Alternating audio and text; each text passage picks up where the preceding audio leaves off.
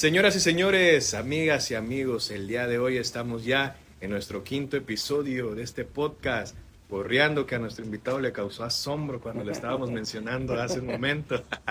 Ustedes ya saben, una nueva sección por parte de un servidor, Rola con Silver, donde venimos conociendo a las diferentes personalidades que, bueno, en nuestra República Mexicana y en nuestra región sur de nuestro estado de Veracruz han hecho cosas positivas por sus comunidades.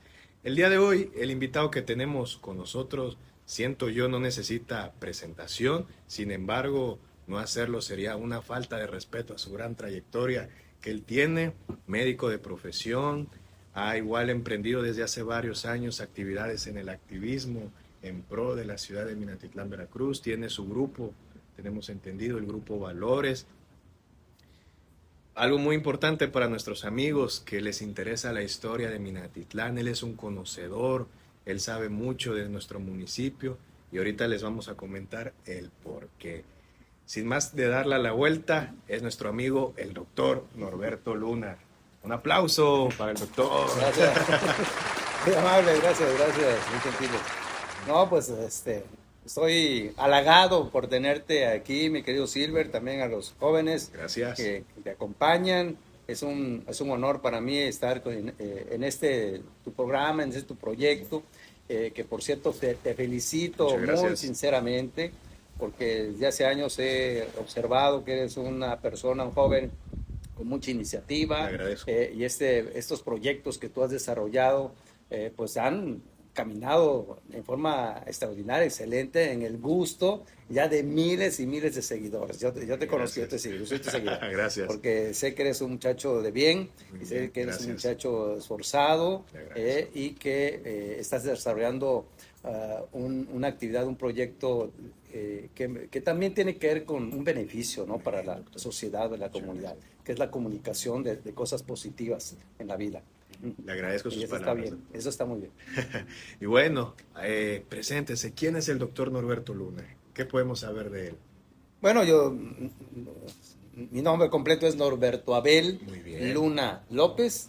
Soy originario de aquí de la ciudad de Minatitlán, y eso me llena de muchísimo orgullo. Y no nada más yo, o sea, toda mi familia, mis ancestros son originarios de Minatitlán. Hay evidencias históricas que mi familia está aquí desde el siglo XIX, fueron de los fundadores de esta ciudad, y por eso yo quiero muchísimo a mi ciudad. Tengo un amor entrañable por las raíces que tenemos en esta ciudad, y que me da mucho orgullo, justamente, ¿no? Muy bien, doctor, así es. Yo igual he tenido la oportunidad ya de varios años de seguirlo en sus redes sociales, de ver el contenido también que comparte de nuestra ciudad, sus actividades. Es muy interesante para aquella juventud que también hoy se está interesando. Usted puede decir, nosotros somos jóvenes, tenemos 26 años actualmente, pero detrás de nosotros vienen ya otros chavos de 16, 15, 17 años que ya se vienen interesando también por ese ámbito. Sí. Entonces, por ello el día de hoy nos engalana tenerlo con nosotros. Hemos entendido que es médico de profesión, doctor, algo que a mí me llama mucho la atención. Le vamos a preguntar, ¿qué lo llevó a estudiar la carrera de medicina? Y también, al ser usted, pues prácticamente descendientes de los primeros pobladores de Minatitlán, ¿eso lo lleva a interesarse por el activismo en la vida pública de nuestra ciudad? Sí, bueno, haciendo un poquito de historia de mi vida personal, yo estudié aquí en Minatitlán. Yo nací en la colonia Ruiz Cortines, ahí cerquita del reloj de la Ford. En aquel entonces no estaban las calles pavimentadas, una colonia popular, muy popular en aquel entonces. Toda mi infancia y mi juventud estuve yo ahí, ¿no?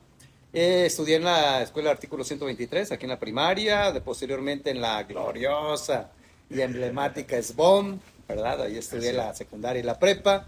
Y posteriormente me fui a estudiar medicina a Jalapa, ahí en la Facultad de Medicina de Jalapa, de la Universidad Veracruzana. Allí estudié medicina. Afortunadamente y gracias a Dios me fue muy bien, fue uno de los promedios más altos en la carrera.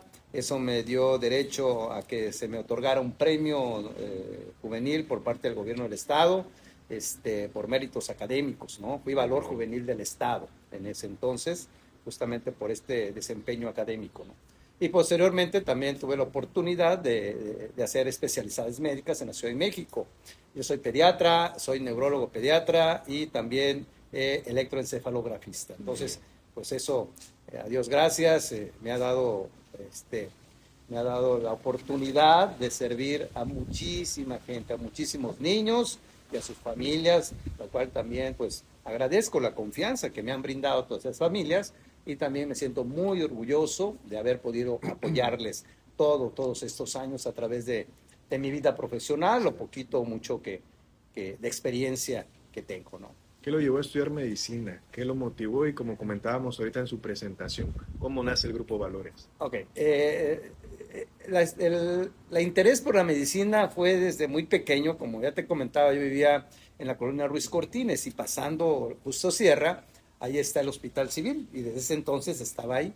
Entonces a nosotros como chamacos nos llamaba mucho la atención, no nada más a mí, a la palomilla que nos contábamos ahí, de ir al hospital a curiosear y sobre todo cuando oíamos la sirena, ¿no? De la ambulancia, a ver qué pasaba y nos asomábamos ahí por la ventana a ver las curaciones, los heridos, e incluso en la entrada, porque antes la entrada estaba sobre la avenida Justo Sierra, no estaba sobre la 18 de octubre.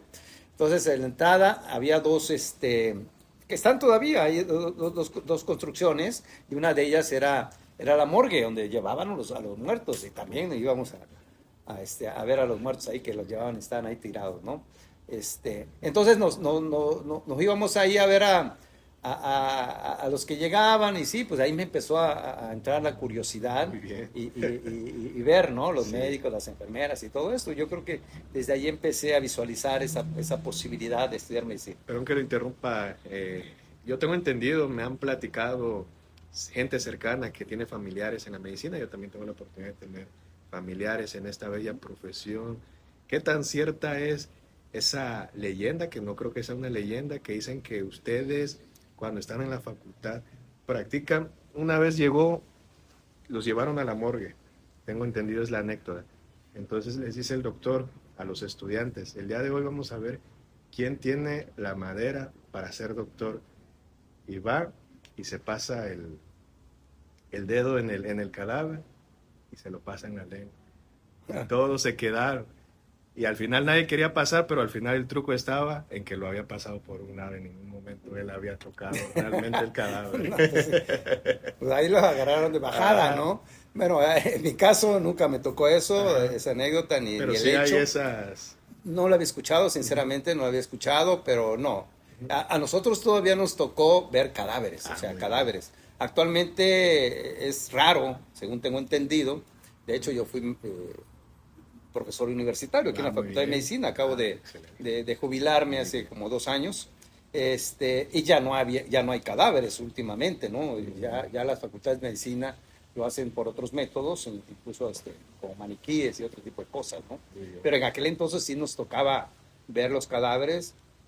A mí la primera vez que me tocó, que fuimos justamente a ver las opciones de universidades. Me tocó ir una vez a la Facultad de Medicina de Veracruz, estando en la prepa, y había una gran cantidad de cadáveres, una morgue grandísima, ¿no? Y ahí estaba muy bien. Lo que sí te puedo decir como una realidad y anécdota es de que a veces algunos compañeros se desmayaron. A mí me tocó ver, por ejemplo, ya en la Facultad de Medicina, cuando fuimos el primer parto, no me acuerdo en qué semestre estaba, en qué año estaba, bueno, año, porque antes se manejaba con años. Bueno, fuimos a ver nuestro primer parto, que fue en una clínica allá en Jalapa. Uno de los compañeros se desmayó. Sí, así es. Son anécdotas, ¿no? Eso no quiere decir que todo, ¿no? Pero bueno, ya se levantó y no hubo problema. Oiga, doctor, y para la gente que no conoce y también, bueno, se quiera animar, que tenga esa curiosidad de conocer un poco más, ¿cómo consiguen los cadáveres? ¿Son de la gente que en su momento ya no reclamaron? Sí, en aquel entonces sí, por supuesto, y la ley lo permitía. Lo permitía. Lo permitía, ahora ya no. Ahora ya, según tengo entendido, ya la ley no lo permite. Muy bien. Así Por es. lo mismo ya no hay actualmente. Por eso ya no hay. Así es. Sí, porque antes sí, los que no eran reclamados, eso se utilizaban para la ciencia, ¿no? Con todo el respeto, porque así era en todo el mundo. No es nada nuevo, no era nada nuevo. Así es. aunque también en la historia, eso está también documentado, Ujú. estamos hablando de hace siglos, ¿no? No se permitía, entonces muchos médicos se robaban los cadáveres, ahí sí se robaban los cadáveres para estudiarlos, la anatomía y todo. Ya luego Muy interesante eso. se fue haciendo legal, pero Excelente. ya actualmente, según tengo entendido, ya. Excelente, doctor. Nos comenta usted estudió en la Facultad de Jalapa, ¿verdad? Sí. Oiga, estando allá, ¿qué lo motivó a regresar a Minatitlán? Pero primero me fui a A México, ¿no? A hacer México. las especialidades, más Ah, que muy nada bien. ya después de las especialidades, este, pues porque pues, la ciudad llama, la familia llama también, ¿no? Entonces, y consideraba yo que también había la oportunidad de crecer profesionalmente, ¿verdad? Muy bien. Todo esto lo visualizas, ¿no? Así Donde es. me interesa y me conviene profesionalmente estar para desarrollarme lo mejor posible, ¿no? Muy bien. Así es. Como comentábamos hace un momento, una pregunta es, ¿cómo nace el Grupo Valores? Bueno, este es otro tema, muy padre, muy bonito. Esto nace hace 23 años. ¿Por qué? Pues porque yo creo que todo mundo debemos de compartir un poquito de lo que uno tiene. Dice por ahí un refrán que el pan compartido sabe mejor. ¿Ok? Entonces, las carencias siempre van a existir para todos, para uno también, pero hay gente mucho más vulnerable, mucho más, se le complica muchísimo, ¿no? Su entorno, su vida, su trabajo, etcétera, y tienen carencias. Ujú. Entonces, desde siempre, digo, perdón que lo diga de mi propia boca, pero siempre me ha interesado tenderle la mano a la gente dentro de mis posibilidades. Y de ahí nace, ¿no? De esa visión de ser útil a la sociedad, de ser generosos, Muy bien. de ser empáticos con la gente, ¿no? Y así nace el Grupo Valores y que este año cumplimos 23 años en forma ininterrumpida de brindar apoyo social. 23 años, que se dice rápido, pero es difícil Así es. mantener una asociación de ayuda social, ¿verdad? Permanente, porque a veces surgen asociaciones que duran unos meses y ya haber roto, 3 años, 4 años después vuelven a resurgir, etcétera, ¿no? Entonces así es más fácil. Y no es fácil mantener una asociación, porque queramos o no, pues es tiempo, dinero, muchas veces esfuerzo. Pero aquí tenemos la gran ventaja de que también en muchas ocasiones nos apoyan amigos generosos, ¿no? Que también les agradezco muchísimo que confíen en la labor que nosotros desarrollamos a través de todos estos años, ¿no? Y cuando hacemos eventos grandes, porque sí hemos hecho eventos muy grandes, ¿verdad? Muchísimos, pues ahí sí necesitamos el apoyo de mucha gente, ¿no? Para que colabore con nuestra labor de llevar un poquito de ayuda a la gente más necesitada, a la gente humilde, a la gente bajo recursos. Excelente, doctor. Algo que yo siempre he dicho y tengo muy en claro es saber no dividir. Se podría decir el profesionalismo, también con el lado un poquito como seguidor, como fan, como fanático en ocasiones, ¿no? Cuando estás frente a un artista, a una personalidad. Usted hace un momento acaba de reconocer nuestra trayectoria y yo también se lo menciono. No nada más de años que lo hemos seguido en redes, yo recuerdo desde que tengo uso de razón, desde muy pequeño, ver su nombre plasmado en publicidades en la ciudad de Minatitlán, Veracruz, Grupo Valores, doctor Norberto Luna, ver las actividades que usted ha realizado. Una figura pública prácticamente reconocida en nuestro municipio.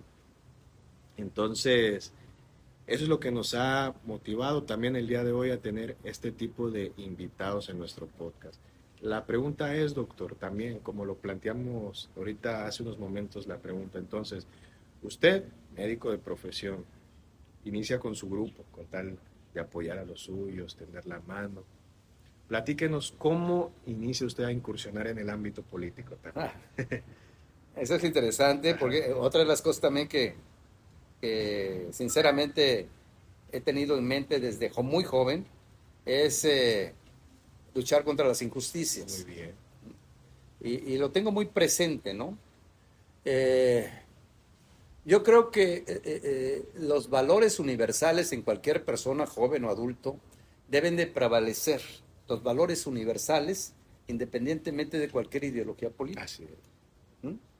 Porque hemos visto ejemplos de que tal partido, que tal otro partido, que este color, que otro color, y donde quiera hay gente de bien y hay gente de no tan bien. Lo vemos, ¿no? Por eso yo siempre he señalado y afirmado y defendido de que más allá de cualquier ideología, lo que nos debe regir es a uno como persona, con los valores universales. Si nosotros ponemos en práctica los valores universales, este mundo sería diferente, independientemente de cualquier color, de cualquier partido. Y que son muy sencillos los valores universales: la honestidad, la honradez, la empatía, el hacer el bien a la gente, o sea, no ser conflictivo, o sea, dar la mano a tu semejante, etcétera, ¿no? Entonces, si nosotros tenemos como mentalidad, que también tiene que ser libre en ese sentido, ¿verdad? Esos valores, tienes que participar de alguna manera para hacerlos patentes, pues, en el quehacer de tu entorno ciudadano, político. Así es. ¿Okay? Entonces, desde siempre a mí me motivó el que debemos de luchar para tener una mejor calidad de vida todos, ¿no? Y si tengo la oportunidad, pues mal haría en no hacerlo. Y desde los novenos, desde antes, pues, incluso desde la prepa, a veces participaba en alguna que otra planilla, ¿no? Para las, ¿cómo se llaman? Elecciones internas de... Sí, que se llamaban antes, comité estudiantil, se me fue ahorita. Asociación. Sí, de Sociedad. y más lesbón, que aquí era también un grillero tremendo, ¿no? Entonces me interesaba y participaba, etcétera, ¿no? En Jalapa también tenía amigos también que participaban mucho en política, etcétera, y iba yo con ellos, los acompañaba, pero sobre todo siempre a mí tenía yo una mentalidad muy personal en hacer las cosas de la mejor manera posible. Y entonces, desde ese entonces me empezó a motivar justamente luchar para tener un entorno mejor para todos, o sea, no nada más para uno, sino ver por el bien común. Y fue así que incursioné la primera vez ya formalmente a finales de los 90s, incluso a través de un partido opositor al partido hegemónico que nadie le podía ganar en la vida, como está pasando ahorita con Morena, ¿no? Sí. No hay partido que le gane a Morena, ¿no? Por tales o cuales circunstancias, pues lo mismo pasaba en aquel entonces. No le podías ganar al PRI, jamás. Así es. No le podías ganar. Eran años dorados. Así es. Pusieras a quien pusieras, del PRI ganaba. Entonces nosotros, desde ese momento, pues, yo escribí una columna en el diario del Istmo, incluso, no seguido, pero sí incursioné en ese aspecto. Me daban la oportunidad ahí de escribir y con una mentalidad abierta, como te digo, o sea, yo no me fijaba en partidos, yo me fijaba en qué se estaba haciendo bien y qué se estaba haciendo mal, y tenía yo la libertad, ¿verdad? Y la conciencia y como siempre lo digo, ¿no? Y el respaldo moral de poder decir lo que yo siento. Yo no le debo nada a nadie, ni nadie me puede estar manejando, ¿no? Y por eso me critican a veces que he estado en un partido, en otro y en otro, pero bueno, finalmente yo me rijo por mí mismo. Simple y sencillamente, o sea, tengo libertad de pensamiento y yendo, enarbolando los valores universales, es lo que a mí me guía. Tengo siempre un lema que manejo, y porque tengo, insisto, la autoridad moral para decirlo, que es la honradez, la capacidad y el humanismo. Dentro de estos valores universales y humanos que yo creo que deben de prevalecer en toda persona. Y tengo, insisto, la suficiente autoridad moral para sostenerlo. ¿Ok? Entonces, por eso metí en ese entonces al PRD, pero no me metí. Me invitaron a participar en el PRD, y fue en esa ocasión que ganamos la elección. Fue con don Amado Guzmán. Con don Amado Guzmán. Yo fui regidor en ese entonces. Hicimos un papel también muy destacado, reconocido por la sociedad, de lo cual también me siento muy orgulloso. Y eso me permitió poder seguir en ese camino de la política. No al 100%, porque yo más que nada soy un profesionista, ¿no? Que me motiva el participar en política, porque bueno, si puedo hacerlo y soy útil para el bien común, adelante, ¿no? porque no era político después, ni soy político de tiempo completo, ¿no? Así es. Sí, fíjese que comenta algo muy interesante. Yo también soy de la misma idea, uno también como comunicador actualmente. Pues no declinamos por un partido, igual nos regimos, como usted comenta, por los valores, por el respeto, sobre todo los valores, el respeto, doctor. Uno como comunicador pues no declina por una línea, nos mantenemos en la imparcialidad. Algo que yo tengo muy presente son las relaciones públicas, saber relacionarte con las personas. Como usted comenta, vemos que hay gente que incluso se desgarra las vestiduras, se pelea con sus amigos.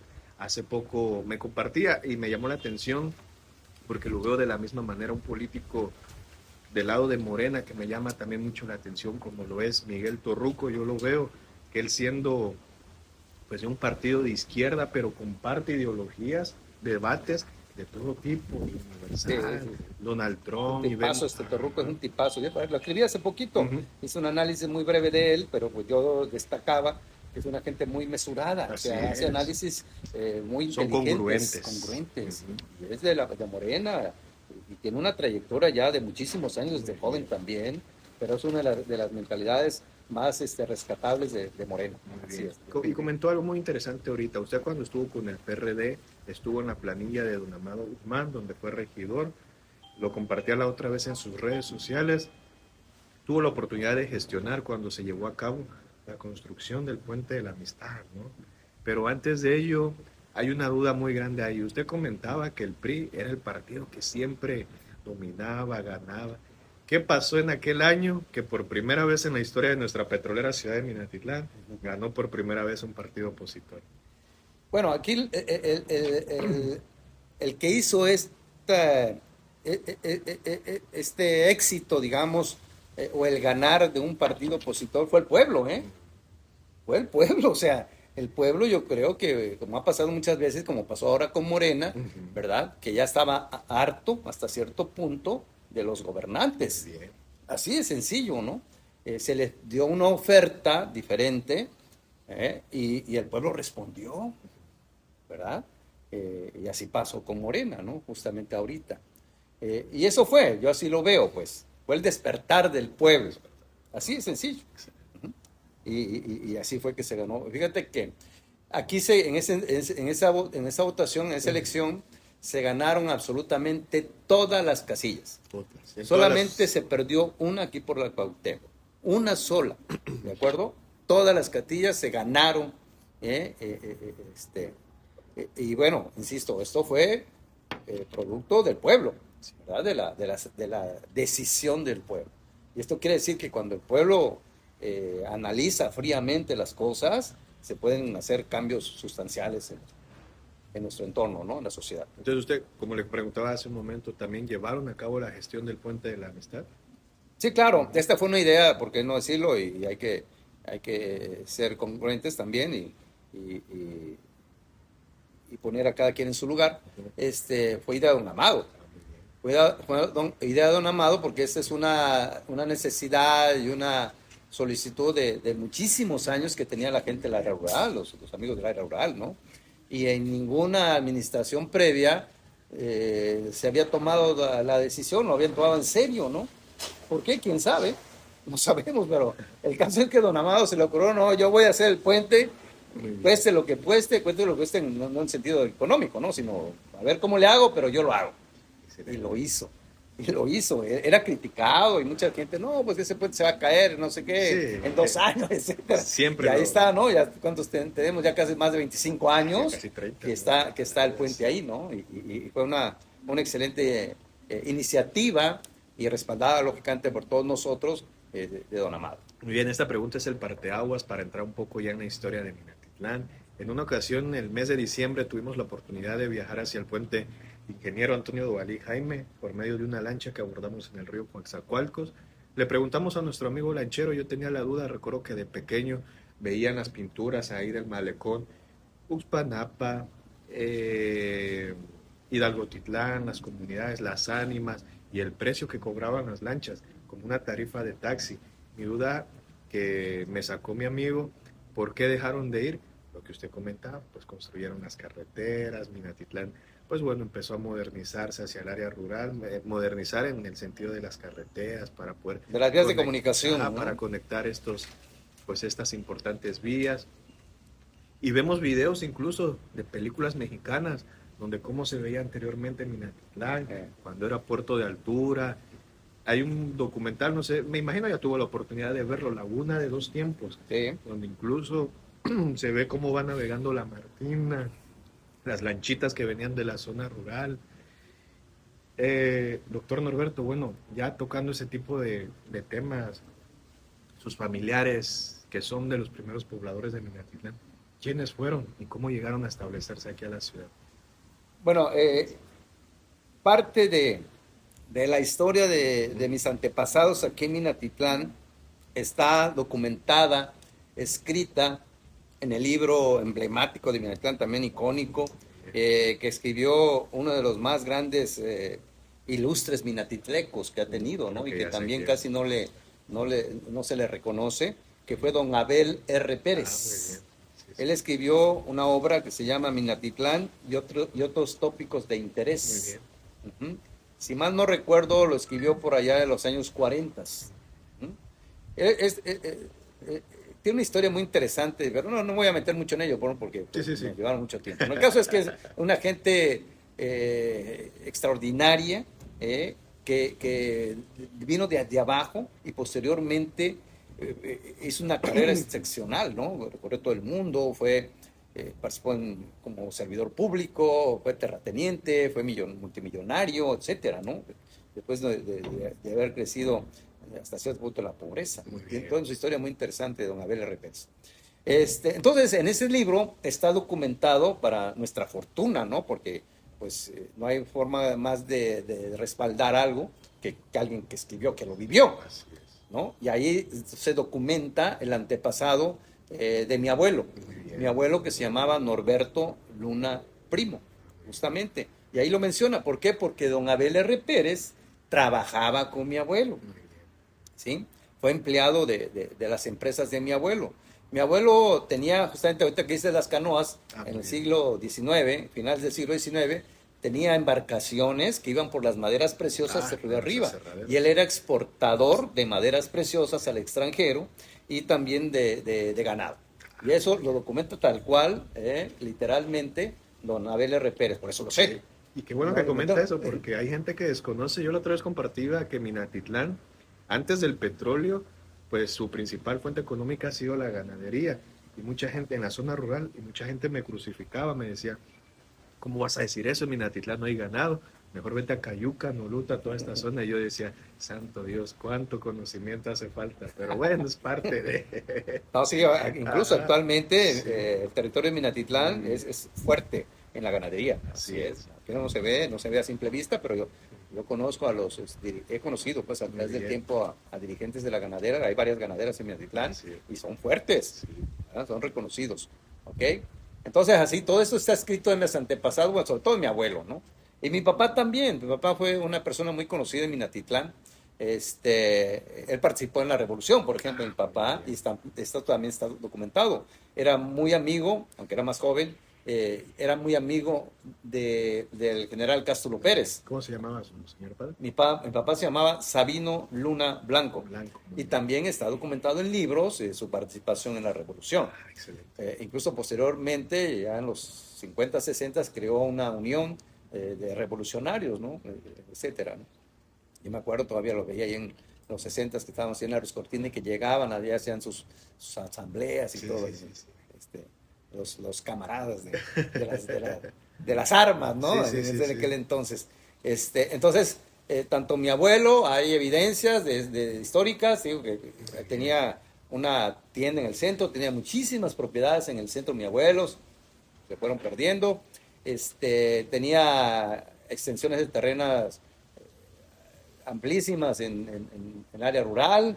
Tenía una hacienda entre Minatitlán y Cozoleacaque que se destruyó en la revolución, ¿verdad? Todo eso, hay evidencias, o sea, toda esa historia, pues. Entonces, así es. Ahorita que comentó lo de las haciendas entre Minatitlán y Cozoleacaque, ¿qué tan cierto es? Yo he llegado a compartir luego entre los límites en la zona limítrofe, ¿no? Que ha habido esa eterna discusión de por vida de que Minatitlán prácticamente con Soleacaque están juntos. Comentaban señores de los viejos de antaño, de aquella época, mi abuelo, mi papá me decía que antes con Soleacaque llegaba hasta el Jardín Corona. Pero no, pero pues es una teoría que ellos tienen. ¿Cómo estuvo eso, Minatitlán, en lugar, o sea, de Bueno, crecer hay que hacia... reconocer que Minatitlán es un asentamiento Petro. mucho más actual que Así Cozoleacaque, es. que Chinameca, Sí. que Acayucan. ¿Ok? Se fue creando más o menos ya más en forma, digamos, a partir de la explotación de las maderas, ¿no? Que fue más o menos a mitad del siglo XIX. O no, un poco más, como en 1820, por ahí así, 1810. ¿Ok? Se empezó a hablar más de mitad, pero ya esos pueblos originarios, autóctonos, ya existían. Entonces, cuando, no tengo muy bien el dato, ¿para qué te voy a mentir? Pero bueno, cuando ya se hicieron bien los territorios, que yo sepa, los límites se definieron a lo que está ahorita, ¿no? Muy bien. Hay alguna que otra colonia, por ejemplo, acá De hecho, que está cerca. que sí En están la transísmica, peleando, ajá. ¿no? Por ahí, está en la autopista, por aquel lado.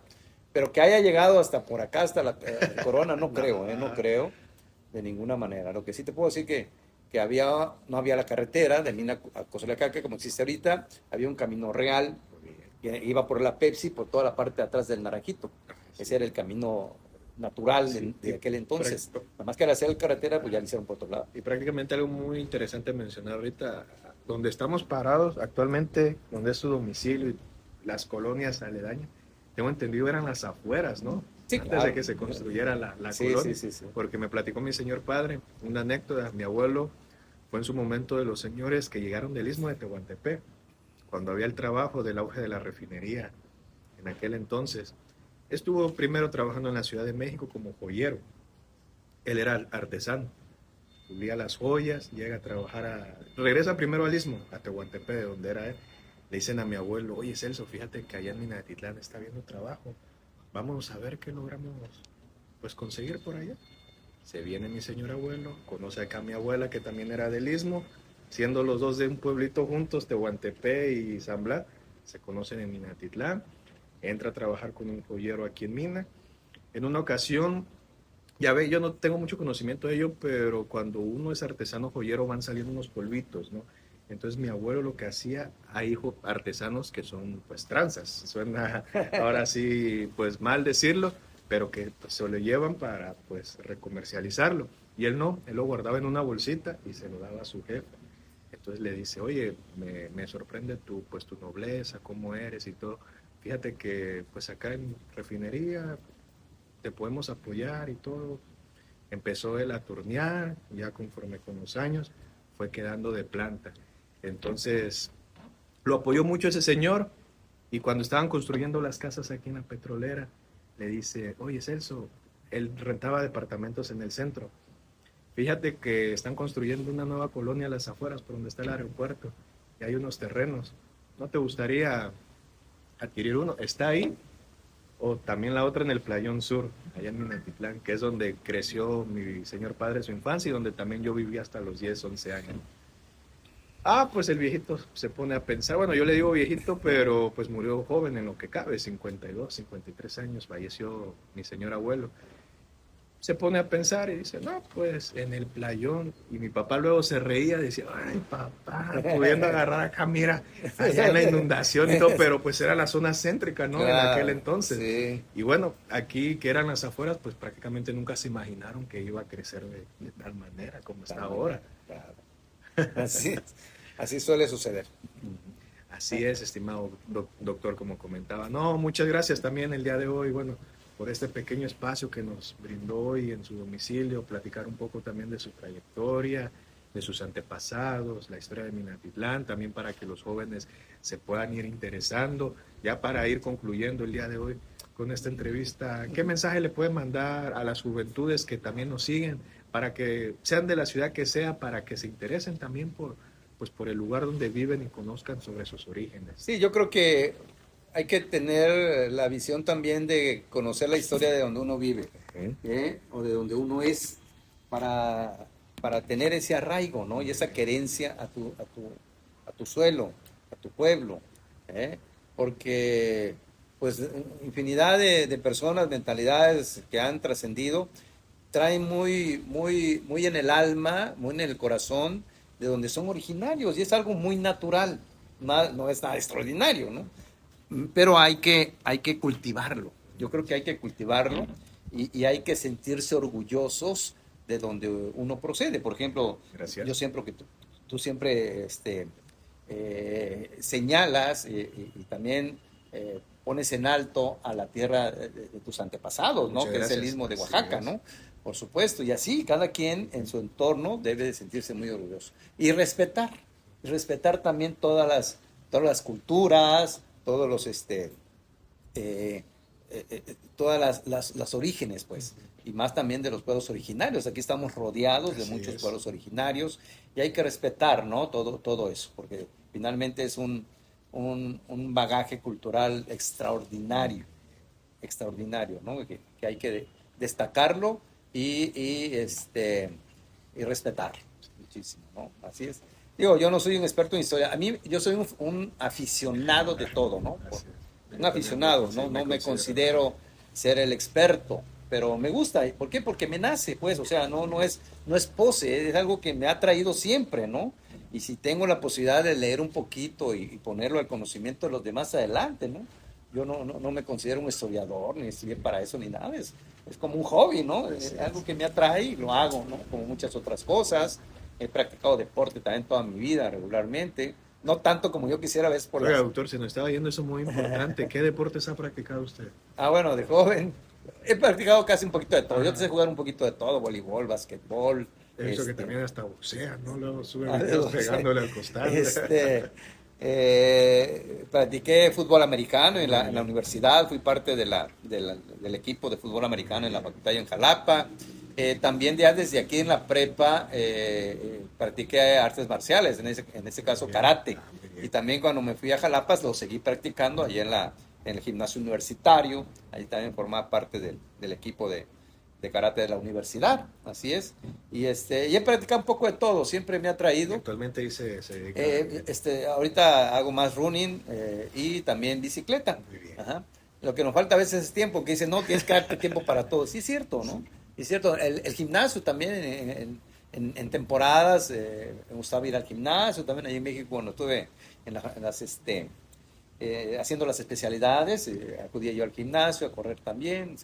Pues aquí tengo un costal, le pego al costal de vez en cuando también, etcétera, ¿no? Ajá. Así es. Y también mi pasión es la velocidad, el automovilismo. Muy Siempre he bien. tenido motocicletas desde muy joven, motocicletas grandes. Ahorita tengo una Yamaha 1200, por ahí está. Entonces, Sí, hemos visto ahí también sus fotos. me ha gustado mucho el tema de la velocidad, Bien. ¿no? La Y he ido Fórmula a 1. muchas fechas de la Fórmula 1 aquí en Excelente. México. Así es.